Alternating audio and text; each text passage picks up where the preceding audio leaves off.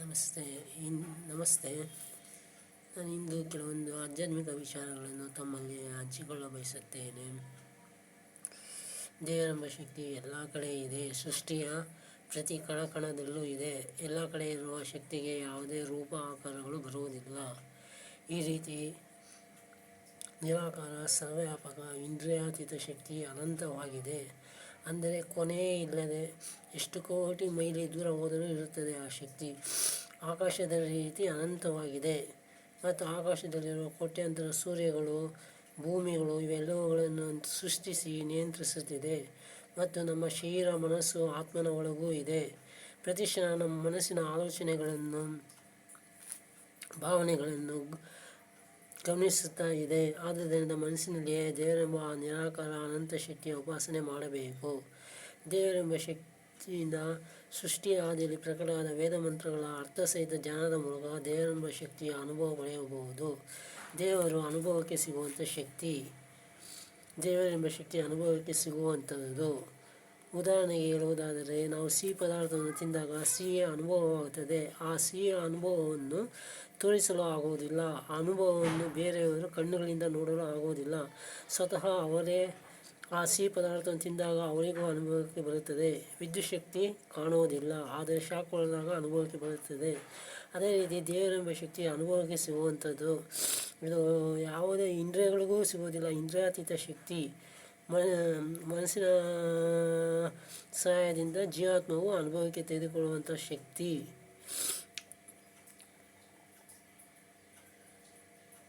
ದೇವರೆಂಬ ಶಕ್ತಿಯ ಅನುಭವಕ್ಕೆ ಸಿಗುವಂಥದ್ದು ಮನಸ್ಸಿನಲ್ಲಿ ವೇದ ಮಂತ್ರಗಳ ಅರ್ಥಸಹಿತ ಜ್ಞಾನದ ಮೂಲಕ ದೇವರೆಂಬ ಶಕ್ತಿಯ ಅನುಭವವನ್ನು ಪಡೆಯಬಹುದು. ವೇದಗಳು ಸೃಷ್ಟಿಯ ಆದಿಯಲ್ಲಿ, ಅಂದರೆ 196 ಕೋಟಿ ವರ್ಷಗಳ ಹಿಂದೆ ದೇವರೆಂಬ ಶಕ್ತಿಯಿಂದ 4 ಜನ ಋಷಿಗಳ, ಅಂದರೆ ವಿದ್ವಾಂಸರ ಮನಸ್ಸುಗಳ ಮುಖಾಂತರ 20,000 ಸಂಸ್ಕೃತ ಮಂತ್ರಗಳ ರೂಪದಲ್ಲಿ ನೀಡಲಾಗಿರುವ ಜ್ಞಾನ. ವೇದಗಳಲ್ಲಿ ಎಲ್ಲ ರೀತಿಯ ಲೌಕಿಕ ವಿಜ್ಞಾನ ಮತ್ತು ಆಧ್ಯಾತ್ಮಿಕ ಜ್ಞಾನ ಇದೆ. ಅಂದರೆ ದೇವರ ಬಗ್ಗೆ, ಆತ್ಮದ ಬಗ್ಗೆ, ಪ್ರತಿಯೊಂದರ ಬಗ್ಗೆ ಜ್ಞಾನ ಇದೆ. ನಾವು ರಾಜಾಜಿನಗರದಲ್ಲಿದ್ದರೆ ಜಯನಗರದಲ್ಲಿ ಆಗುತ್ತಿರುವ ಘಟನೆಗಳನ್ನು ನಿಯಂತ್ರಿಸಲು ಆಗುವುದಿಲ್ಲ. ಏಕೆಂದರೆ ನಾವು ಶರೀರ ಆಕಾರಗಳನ್ನು ಹೊಂದಿರುವ ಕಾರಣ ಪರಿಮಿತ ಶಕ್ತಿಯುಳ್ಳವರು ಆಗಿರುತ್ತೇವೆ.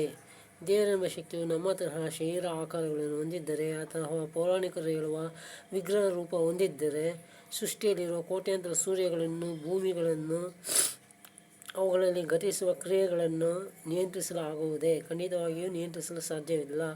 ದೇವರೆಂಬ ಶಕ್ತಿ ವಿಗ್ರಹ ಆಗಿದ್ದರೆ ಲೋಕಾಂತರಗಳಲ್ಲಿ ಈ ಭೂಮಿಯ ಮೇಲಿರುವ ವಿಶಾಲವಾದ ನದಿಗಳು, ಸಮುದ್ರಗಳು, ಬೆಟ್ಟಗಳನ್ನು ನಿರ್ಮಿಸಿ ನಿಯಂತ್ರಿಸಲು ಆಗುತ್ತಿತ್ತೆ? ಖಂಡಿತ ಇಲ್ಲ. ಇದರಿಂದ ದೇವರೆಂಬ ಶಕ್ತಿಯು ಎಲ್ಲ ಕಡೆ ಇರುವ ನಿರಾಕಾರ ಅನಂತ ಶಕ್ತಿ ಎಂದು ಸ್ಪಷ್ಟವಾಗುತ್ತದೆ. ದೇವರೆಂಬ ಶಕ್ತಿ ಎಲ್ಲ ಕಡೆ ಇದೆ. ಸೃಷ್ಟಿಯ ಪ್ರತಿ ಕಣಕಣದಲ್ಲೂ ಇದೆ. ಅಸಂಖ್ಯ ಅನಂತ ಕೋಟಿ ಮೈಲಿಗಳ ದೂರ ಅನಂತವಾಗಿ ಎಲ್ಲ ಕಡೆ ಇರುವ ಶಕ್ತಿಗೆ ಯಾವುದೇ ರೂಪ ಆಕಾರ ಬರುವುದಿಲ್ಲ. ಹೇಗೆ ಬರಲು ಸಾಧ್ಯ? ತಾರ್ಕಿಕವಾಗಿ ಯೋಚಿಸಿದರೆ ತಿಳಿಯುತ್ತದೆ ಯಾವುದೇ ರೂಪ ಆಕಾರ ಬರುವುದಿಲ್ಲ ಎಂದು. ಒಬ್ಬ ವ್ಯಕ್ತಿ ದೇವರೆಂಬ ಶಕ್ತಿಯ ಬದಲಿಗೆ ಯಾವುದಾದರೂ ವಿಗ್ರಹವನ್ನು ಪೂಜಿಸಿದರೆ ದೇವರೆಂಬ ಶಕ್ತಿ ಈ ರೀತಿ ಗಣನೆಗೆ ತೆಗೆದುಕೊಳ್ಳುತ್ತದೆ: ನಾನು ಎಲ್ಲ ಕಡೆ ಇದ್ದೇನೆ, ಈತನ ಮನಸ್ಸಿನ ಒಳಗೂ ಇದ್ದೇನೆ, ನನಗೆ ಯಾವುದೇ ರೂಪ ಆಕಾರಗಳಿಲ್ಲ, ಈತ ನನಗೆ ರೂಪ ಆಕಾರಗಳನ್ನು ಕಲ್ಪಿಸಿಕೊಂಡು ವಿಗ್ರಹವನ್ನು ಪೂಜಿಸುತ್ತಿದ್ದಾನೆ ಎಂದು. ಆದುದರಿಂದ ಪ್ರಾಚೀನ ಕಾಲದಲ್ಲಿ ಜನರು ಅವರುಗಳ ಮನಸ್ಸುಗಳಲ್ಲಿಯೇ ದೇವರೆಂಬ ಶಕ್ತಿಯ ಉಪಾಸನೆ ಮಾಡುತ್ತಿದ್ದರು. ವೇದ ಮಂತ್ರಗಳ ಮೂಲಕ ದೇವರ ಉಪಾಸನೆ ಮಾಡುತ್ತಿದ್ದರು. ಪ್ರಾಚೀನ ಕಾಲದಲ್ಲಿ ಜನರು ದೇವರೆಂಬ ಶಕ್ತಿಯಿಂದ ಸೃಷ್ಟಿಯ ಆದಿಯಲ್ಲಿ ಪ್ರಕಟವಾದ ವೇದ ಮಂತ್ರಗಳ ಮೂಲಕ ದೇವರ ಉಪಾಸನೆ ಮಾಡುತ್ತಿದ್ದರು. ರಾವಣ, ಕಂಸ, ದುರ್ಯೋಧನ ಈ ಮೊದಲಾದ ದುಷ್ಟರ ಶರೀರಗಳಲ್ಲಿ ಸರ್ವವ್ಯಾಪಕ ನಿರಾಕಾರ ಶಕ್ತಿಯಾದ ದೇವರು ಇರಲಿಲ್ಲವೇ? ಖಂಡಿತವಾಗಿಯೂ ಇತ್ತು. ಅವರ ಶರೀರಗಳಲ್ಲೇ ಹೆಚ್ಚು ಕಡಿಮೆ ಮಾಡಿದ್ದರೆ ಅವರು ಸಾಯುತ್ತಿದ್ದರು. ಒಂದು ಸಮಾಜದಲ್ಲಿ ದುಷ್ಟರು ಮೆರೆಯುತ್ತಿದ್ದಾರೆ ಎಂದರೆ ಅವರ ನಾಶ ಮಾಡುವುದು ಸಮಾಜದ ಜನರ ಕೆಲಸ ಆಗಿರುತ್ತದೆ. ಆಗಿನ ಕಾಲದಲ್ಲಿ ಯೋಗಿಗಳಾದ ಶ್ರೀರಾಮ, ಶ್ರೀಕೃಷ್ಣ ಈ ಕೆಲಸ ಮಾಡಿದರು.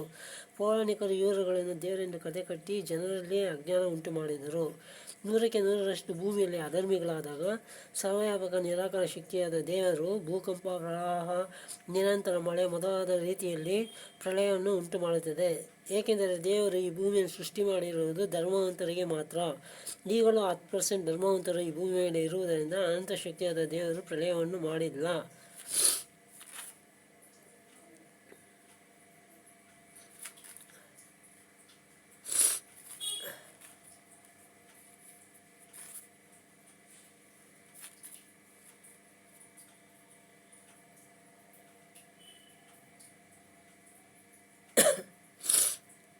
ನಾವು ಯಾವುದಾದ್ರೂ ಪದಾರ್ಥವನ್ನು ಖರೀದಿಸಿದಾಗ ಒಂದು ಕೈಪಿಡಿ ಮ್ಯಾನ್ಯುಯಲ್ ಕೊಡುತ್ತಾರೆ. ಆ ಕೈಪಿಡಿಯಲ್ಲಿ ಆ ಪದಾರ್ಥವನ್ನು ಯಾವುದರಿಂದ ಹೇಗೆ ರಚನೆ ಮಾಡಲಾಗಿದೆ, ಯಾವ ರೀತಿ ಆ ಪದಾರ್ಥವನ್ನು ಬಳಸಬೇಕು, ಆ ಪದಾರ್ಥವನ್ನು ನಿರ್ಮಿಸಿದವರು ಯಾರು ಮೊದಲಾದ ಮಾಹಿತಿಗಳು ಇರುತ್ತವೆ. ಅದೇ ರೀತಿ 196 ಕೋಟಿ ವರ್ಷಗಳ ಹಿಂದೆ ಕೋಟ್ಯಾಂತರ ಸೂರ್ಯ ಭೂಮಿಗಳಿಂದ ಕೂಡಿದ ವಿಶ್ವವನ್ನು ಸರ್ವವ್ಯಾಪಕ ನಿರಾಕಾರ ಶಕ್ತಿಯಾದ ದೇವರು ರಚಿಸಿ 20,000 ದಿವ್ಯ ಸಂಸ್ಕೃತ ಮಂತ್ರಗಳಿಂದ ಕೂಡಿದ ವೇದಗಳನ್ನು ಕೈಪಿಡಿಯಾಗಿ ನೀಡಿದೆ. ಈ ವೇದಗಳಲ್ಲಿ ಈ ವಿಶ್ವವನ್ನು ಸೃಷ್ಟಿಸಿರುವ ಶಕ್ತಿಯಾದ ದೇವರ ಬಗ್ಗೆ, ಸೃಷ್ಟಿಯ ಬಗ್ಗೆ, ಮೂಲ ಪ್ರಕೃತಿಯ ಬಗ್ಗೆ, ಅಂದರೆ ಸೃಷ್ಟಿಯ ಮೂಲ ಕಾರಣ ಪದಾರ್ಥವಾದ ಮೂಲ ಪ್ರಕೃತಿಯ ಬಗ್ಗೆ, ಅಸಂಖ್ಯ ಜೀವಾತ್ಮರುಗಳ ಬಗ್ಗೆ, ಅಂದರೆ ಪ್ರತಿಯೊಂದರ ಜ್ಞಾನವನ್ನು ನೀಡಲಾಗಿದೆ. ವೇದಗಳು ಸರ್ವವ್ಯಾಪಕ ನಿರಾಕಾರ ನ್ಯಾಯಕಾರಿ ಶಕ್ತಿಯಾದ ದೇವರ ಸಂವಿಧಾನವಾಗಿದೆ.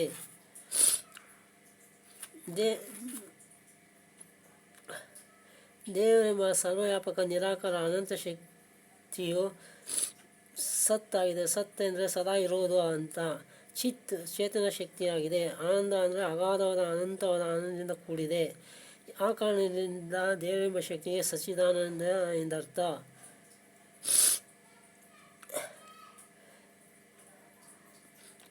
ಪ್ರಾಚೀನ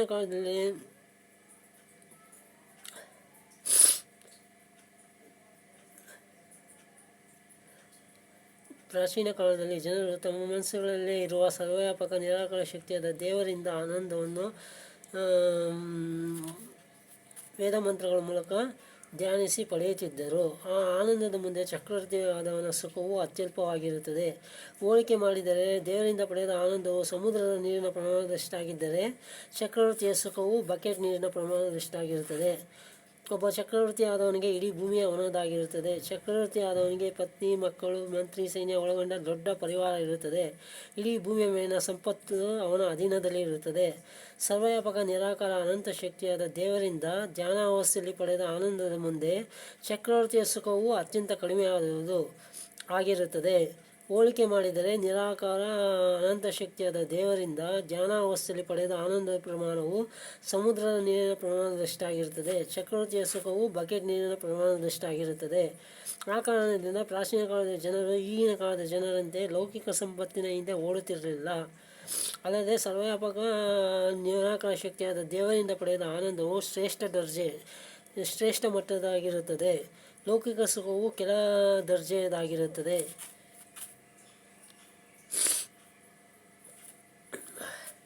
ಸರ್ವವ್ಯಾಪಕ ನಿರಾಕಾರ ಶಕ್ತಿಯಾದ ದೇವರಿಂದ ಸೃಷ್ಟಿಯ ಆದಿಯಲ್ಲಿ, ಅಂದರೆ 196 ಕೋಟಿ ವರ್ಷಗಳ ಹಿಂದೆ 20,000 ದಿವ್ಯ ಸಂಸ್ಕೃತ ಮಂತ್ರಗಳ ರೂಪದಲ್ಲಿ 4 ಜನ ಋಷಿಗಳ ಮನಸ್ಸುಗಳ ಮುಖಾಂತರ ನೀಡಲಾಗಿರುವ ಜ್ಞಾನ ಭಂಡಾರವೇ ವೇದಗಳು. ವೇದಗಳೇ ಸರ್ವವ್ಯಾಪಕ ನಿರಾಕಾರ ಪರಮ ನ್ಯಾಯಕಾರಿ ಶಕ್ತಿಯಾದ ದೇವರ ಸಂವಿಧಾನ, ಕಾನೂನು. ಇದರಲ್ಲಿ ಮಾನವರು ಯಾವ ರೀತಿ ಜೀವಿಸಬೇಕು, ಏನನ್ನು ಮಾಡಬೇಕು, ಏನನ್ನು ಮಾಡಬಾರದು ಎಂಬುದರ ಪೂರ್ಣವಾದ ನಿರ್ದೋಷವಾದ ಜ್ಞಾನವಿದೆ. ವೇದಗಳಲ್ಲಿ ಸ್ಪಷ್ಟವಾಗಿ ಹೇಳಿದೆ, ಮನುಷ್ಯರು ಮಾಂಸ ಮೊಟ್ಟೆಗಳನ್ನು ಸೇವಿಸಬಾರದು ಎಂದು. ಈ ರೀತಿ ವೇದಗಳಲ್ಲಿ ಅಹಿಂಸೆ, ಪ್ರಾಣಿಗಳ ಮೇಲೆ ಕರುಣೆ, ಪ್ರೀತಿ ಮೊದಲಾದ ಮಾನವತೆಯ ಧರ್ಮವನ್ನು ಸಾರಲಾಗಿದೆ. ವೇದಗಳಲ್ಲಿ ಯಾವುದೇ ರೀತಿಯ ಹಿಂಸೆಯನ್ನು ನಿಷೇಧಿಸಲಾಗಿದೆ. ಆದರೆ ಮಹಾಭಾರತ ಯುದ್ಧದ ನಂತರ ಕೆಲ ಸ್ವಾರ್ಥ ಪೌರಾಣಿಕ ಜನರು ವೇದ ಮಂತ್ರಗಳಿಗೆ ತಪ್ಪು ಅರ್ಥಗಳನ್ನು ಕಲ್ಪಿಸಿ ಹೋಮ ಹವನಗಳಲ್ಲಿ ಪ್ರಾಣಿಗಳನ್ನು ಬಲಿಕೊಳ್ಳಲು ಶುರು ಮಾಡಿದರು. ಸರ್ವವ್ಯಾಪಕ ನಿರಾಕಾರ ಶಕ್ತಿಯಾದ ದೇವರ ಗುಣಗಳನ್ನು ಸೂಚಿಸುವ ಸಂಸ್ಕೃತ ಪದಗಳಾದ ಈಶ್ವರ ಅಂದರೆ ನಾಯಕ, ವಿಷ್ಣು ಅಂದರೆ ಎಲ್ಲ ಕಡೆ ಇರುವ ಶಕ್ತಿ, ಬ್ರಹ್ಮ ಅಂದರೆ ಬೃಹತ್ ಶಕ್ತಿ, ಶಿವ ಅಂದರೆ ಒಳೆತನವಾದ. ಈ ಮೊದಲಾದ ಸಂಸ್ಕೃತ ಪದಗಳಿಗೆ ಆಕಾರಗಳನ್ನು ಕಲ್ಪಿಸಿ ಆ ಆಕಾರಗಳಿಗೆ ವಿಗ್ರಹಗಳನ್ನು, ಚಿತ್ರಪಟಗಳನ್ನು ಮಾಡಿ ಪೂಜಿಸತೊಡಗಿದರು. ನಂತರ ಆ ವಿಗ್ರಹಗಳಿಗೆ ದೇವಸ್ಥಾನಗಳನ್ನು ಮಾಡಿ ಜನರಲ್ಲಿ ಅಜ್ಞಾನವನ್ನು ಉಂಟು ಮಾಡಿ ಆ ಮೂಲಕ ತಮ್ಮ ಸಂಪಾದನೆಯನ್ನು ಮಾಡಿಕೊಳ್ಳಲು ಆರಂಭಿಸಿದರು. ವೇದ ಮಂತ್ರಗಳನ್ನು ಆ ಕಲ್ಲು ವಿಗ್ರಹಗಳ ಪೂಜೆ ಮಾಡುವಾಗ ಹೇಳಲು ಶುರು ಮಾಡಿದರು. ಮಹಾಭಾರತ ಯುದ್ಧದಲ್ಲಿ ಲಕ್ಷಾಂತರ ಜ್ಞಾನಿಗಳು ಸಾವನ್ನು ಅಪ್ಪಿದರು ಮತ್ತು ಸರ್ವವ್ಯಾಪಕ ನಿರಾಕಾರ ಶಕ್ತಿಯಾದ ದೇವರ ವಿದ್ಯೆಯಾದ ವೇದಗಳನ್ನು ಅಧ್ಯಯನ ಮಾಡಿಸುವ ಗುರುಕುಲಗಳು ನಾಶವಾದ ಕಾರಣ ಈ ರೀತಿ ಕಳ್ಳ ಪೌರಾಣಿಕ ಜನರ ಪದ್ಧತಿ ಆರಂಭವಾಯಿತು. ಅದೇ ಈಗ ಚಾಲ್ತಿಯಲ್ಲಿದೆ. ಈ ಪೌರಾಣಿಕ ಪದ್ಧತಿಯ ಪ್ರಕಾರ ಜನರು ಸರ್ವವ್ಯಾಪಕ ನಿರಾಕಾರ ಶಕ್ತಿಯಾದ ದೇವರ ಬದಲಿಗೆ ಆಕಾರವಿರುವ ಜಡ ವಿಗ್ರಹಗಳನ್ನು, ಚಿತ್ರಪಟಗಳನ್ನು ಪೂಜಿಸಲಿದ್ದಾರೆ. ಇದೆಲ್ಲ ಮಹಾಭಾರತ ಯುದ್ಧದ ನಂತರ, ಅಂದರೆ 6000 ವರ್ಷಗಳ ನಂತರ ಶುರುವಾದ ಮೂಢ ಪದ್ಧತಿಗಳು. ಅದಕ್ಕೆ ಮೊದಲು ಜನರು ವೇದಗಳನ್ನು ಅಧ್ಯಯನ ಮಾಡುತ್ತಿದ್ದರು. ವೇದಗಳಲ್ಲಿ ಹೇಳಿರುವಂತೆ ಸರ್ವವ್ಯಾಪಕ ನಿರಾಕಾರ ಶಕ್ತಿಯಾದ ದೇವರನ್ನು ತಮ್ಮ ಮನಸ್ಸುಗಳಲ್ಲಿ ವೇದ ಮಂತ್ರಗಳ ಮೂಲಕ ಧ್ಯಾನಿಸುತ್ತಿದ್ದರು. ಪ್ರಾಚೀನ ಕಾಲದಲ್ಲಿ ಅಧ್ಯಾಪಕ ವೃತ್ತಿ ಮಾಡುವವರನ್ನು ಬ್ರಾಹ್ಮಣರೆಂದು, ಯುದ್ಧ ಮಾಡಿ ಜನರ ರಕ್ಷಣೆ ಮಾಡುವವರನ್ನು ಕ್ಷತ್ರಿಯರು ಎಂದು, ವ್ಯಾಪಾರ ಮಾಡುವವರನ್ನು ವೈಶ್ಯರೆಂದು, ಎಲ್ಲ ರೀತಿಯ ಶ್ರಮದಾಯಕ ಕೆಲಸ ಮಾಡುವವರನ್ನು ಶೂದ್ರರು ಎಂದು ಕರೆಯುತ್ತಿದ್ದರು. ಇವುಗಳನ್ನು 4 ವರ್ಣಗಳೆಂದು ಕರೆಯುತ್ತಿದ್ದರು. ಇವು ಯಾವುದು ಹುಟ್ಟಿನಿಂದ ಬಂದುದಲ್ಲ. ಕಾಲಕ್ರಮೇಣ ಜನರು ಇವುಗಳನ್ನು 4 ಜಾತಿಗಳನ್ನಾಗಿ ಮಾಡಿದರು. ನಂತರ 100 ಜಾತಿಗಳನ್ನು ಜನರು ತಮ್ಮ ಸ್ವಾರ್ಥಕ್ಕಾಗಿ ಮಾಡಿಕೊಂಡರು. ಸರ್ವವ್ಯಾಪಕ ನಿರಾಕಾರ ಶಕ್ತಿಯಾದ ದೇವರ ಪ್ರಕಾರ ಇರುವುದು ಒಂದೇ ಮನುಷ್ಯ ಜಾತಿ. ದೇವರಿಂದ ನೀಡಲ್ಪಟ್ಟ ಜ್ಞಾನ ಭಂಡಾರಗಳಾದ ವೇದಗಳಲ್ಲಿ ಒಂದೇ ತರಹದ ಶರೀರ ಇರುವಂಥವನ್ನು ಜಾತಿ ಎಂದು ಹೇಳಿದೆ. ಅದರ ಪ್ರಕಾರ ಪ್ರಾಣಿ ಜಾತಿ, ಪಕ್ಷಿ ಜಾತಿ, ಕೀಟ ಜಾತಿ, ಮನುಷ್ಯ ಜಾತಿ ಎಂದಾಗುತ್ತದೆ.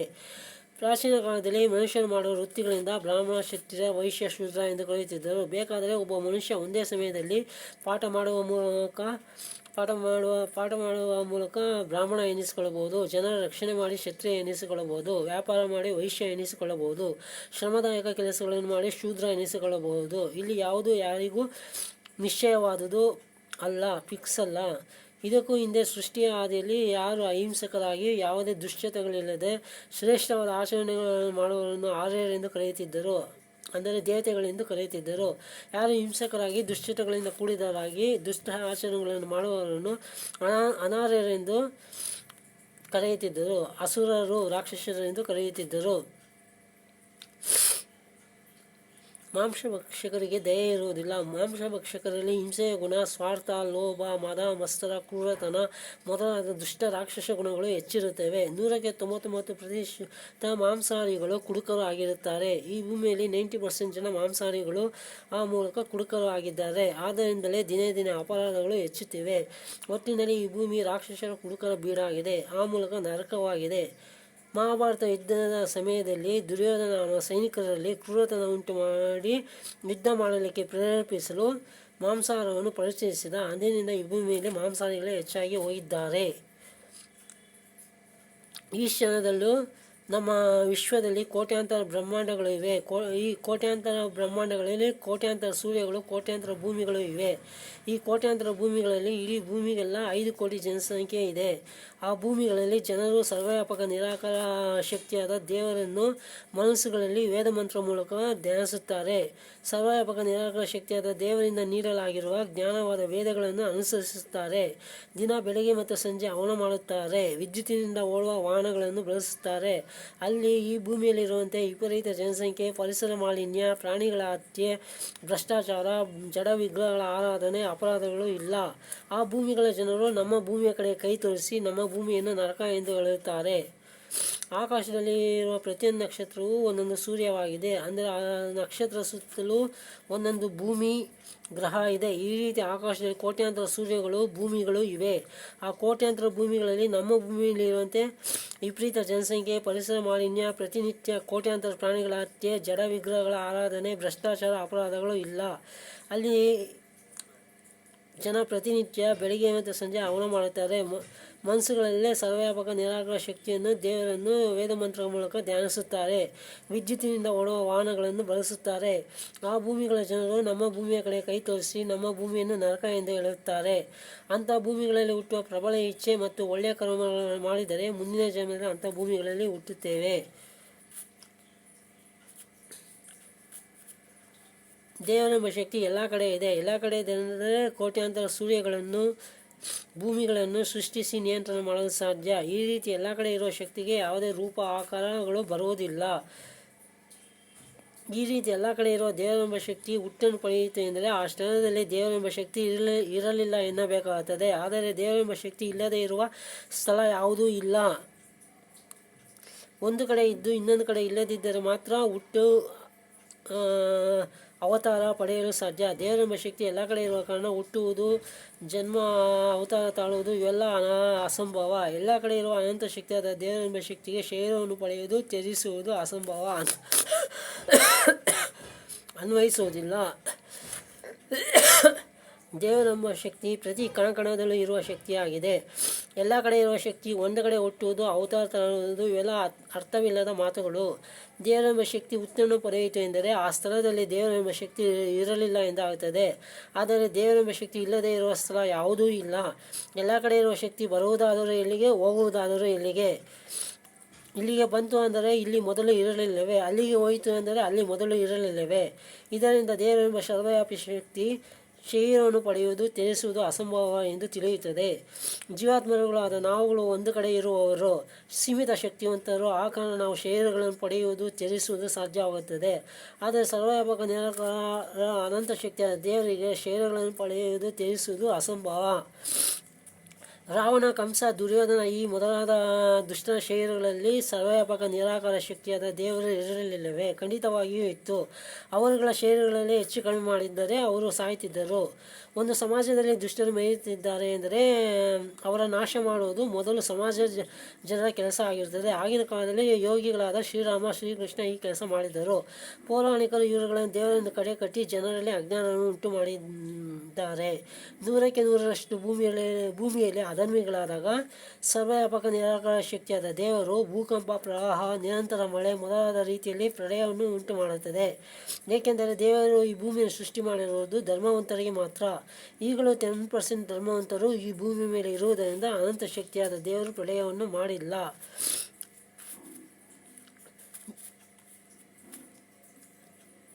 ಜಗತ್ತಿನಲ್ಲಿ ಜನರು ಎಲ್ಲಿಯವರೆಗೆ ನಿಜವಾದ ದೇವರು ಅಂದರೆ ಸರ್ವವ್ಯಾಪಕ ನಿರಾಕಾರ ಅನಂತ ಇಂದ್ರಿಯಾತೀತ ಅಲೌಕಿಕ ಶಕ್ತಿಯ ಬಗ್ಗೆ ತಿಳಿಯದೆ ಮನಸ್ಸುಗಳಲ್ಲಿರುವ ಆ ಅಲೌಕಿಕ ಶಕ್ತಿಯನ್ನು ಮನಸ್ಸುಗಳಲ್ಲಿ ಧ್ಯಾನಿಸದೆ ಸುಳ್ಳು ಡೂಪ್ಲಿಕೇಟ್ ದೇವರು ಅಂದರೆ ಆಕಾರ ಇರುವ ಸೀಮಿತ ಮಾನವ ನಿರ್ಮಿತ ಜಡ ಕಲ್ಲು ಗೊಂಬೆಗಳನ್ನು, ಆಕಾರ ಇರುವ ಜಡವಾದ ಚಿತ್ರಪಟಗಳನ್ನು, ಜಡ ವಸ್ತುಗಳನ್ನು, ಶರೀರವಂತರಾದ ಸೀಮಿತ ಶಕ್ತಿಯ ಸಾಡು ಸಂತರನ್ನು, ಯೋಗಿಗಳನ್ನು ದೇವರೆಂದು ತಿಳಿಯುತ್ತಾರೋ, ಪೂಜಿಸುತ್ತಾರೋ ಅಲ್ಲಿಯವರೆಗೂ ದೇವರ ಹೆಸರಿನಲ್ಲಿ ಮೋಸ, ವಂಚನೆ, ಅನ್ಯಾಯಗಳು ನಡೆಯುತ್ತಿರುತ್ತವೆ.